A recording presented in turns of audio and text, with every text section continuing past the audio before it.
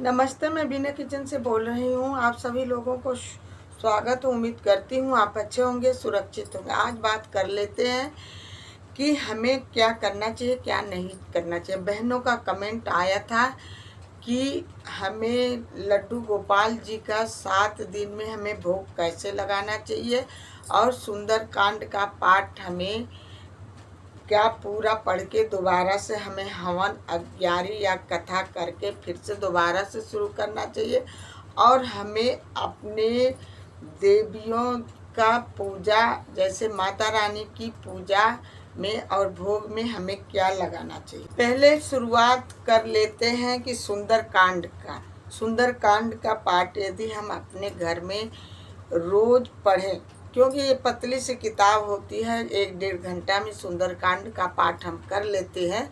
अति उत्तम है और बहुत ही अच्छा है। हर कार्य सुंदर ही सुंदर आपके घरों में होता रहेगा, क्योंकि ये सुंदर कांड है। सुंदर कांड का मतलब सुंदर सा एक चरित्र है भगवान राम का, सुंदर कांड।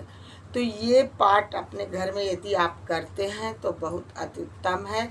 करने का फल भी कल्याणकारी है, क्योंकि ये भगवान राम के जीवन से, चरित्र से ये जुड़ा हुआ। क्योंकि सुंदर कांड का पाठ करने से घर में सब बाधाएं, कष्ट दूर होती है। तो इसलिए हमें सुंदर कांड का पाठ यदि समय है तो रोज कर लेना चाहिए। यदि समय कम है तो जब बीच में समय पूरे दिन में मिले तभी कर लेना चाहिए। और क्या सुंदर कांड का किताब यदि हमारे पूरा हो जाता तो दोबारा से सुंदर कांड यदि हम कोई हवन अग्यारी करके ही पाठ शुरू करना चाहिए कि ऐसे ही। तो बता दें पहले आपको कि हवन अग्यारी नहीं करना चाहिए, इसमें कोई ऐसी बात नहीं है। सुंदर कांड का पाठ करके आप हर रोज सुंदरकांड का किताब का समापन हो जाता है, तो हर रोज आप सुंदरकांड का पाठ कर सकती हैं। अब बात कर लेते हैं लड्डू गोपाल का 7 दिन में भोग हम कैसे लगाएं। लड्डू गोपाल घर में रखने का मतलब है कि जैसे हम अपने बच्चे का देख रेख करते हैं, नहलाते धुलाते हैं, उनको बड़े प्यार से दुलार से बड़े रखते हैं, समय समय पर भोजन देते हैं, वैसे ही लड्डू गोपाल को हमें रोज स्नान ध्यान करना चाहिए। दूध से, चंदन से, शहद से, दही से उनको स्नान करा करके तुलसी दल से उनको भोग लगाना चाहिए।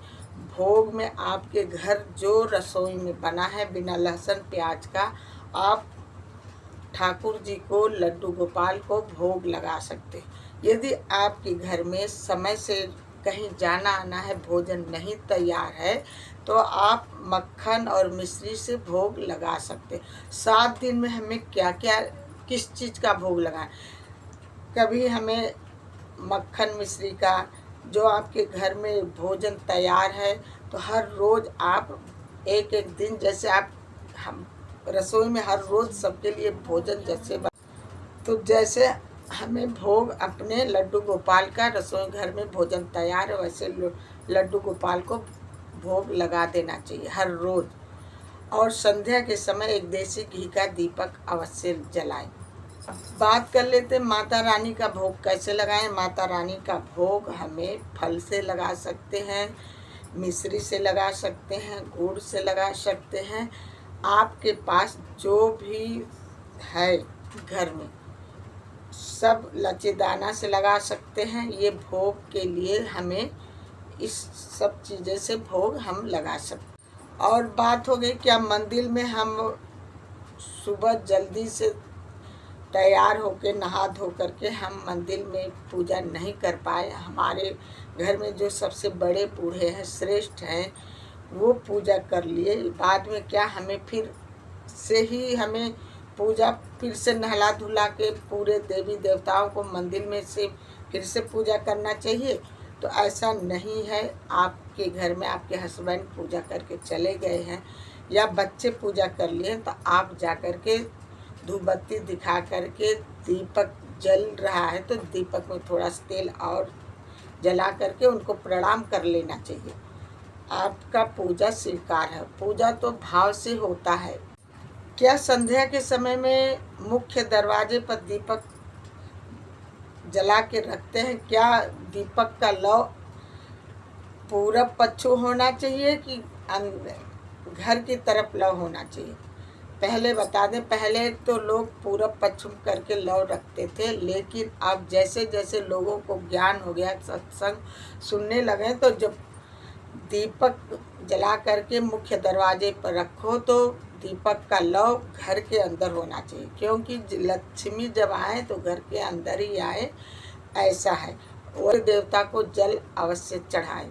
सूर्य देवता को जल चढ़ाने से हमारे घर की तरक्की होती है, घर में सुख समृद्धि आती। वैसे पूजा पाठ करने से मन को सुकून मिलता है और पूजा पाठ भाव के भूखे भगवान होते हैं। हमारे भाव से ही पूजा हो जाता है। यदि आपको मेरी वीडियो अच्छी लगी हो, यूजफुल लगी हो, प्लीज़ एक लाइक, एक सब्सक्राइब जरूर करना। लाइक में हर हर महादेव जरूर लिख करके भेजना।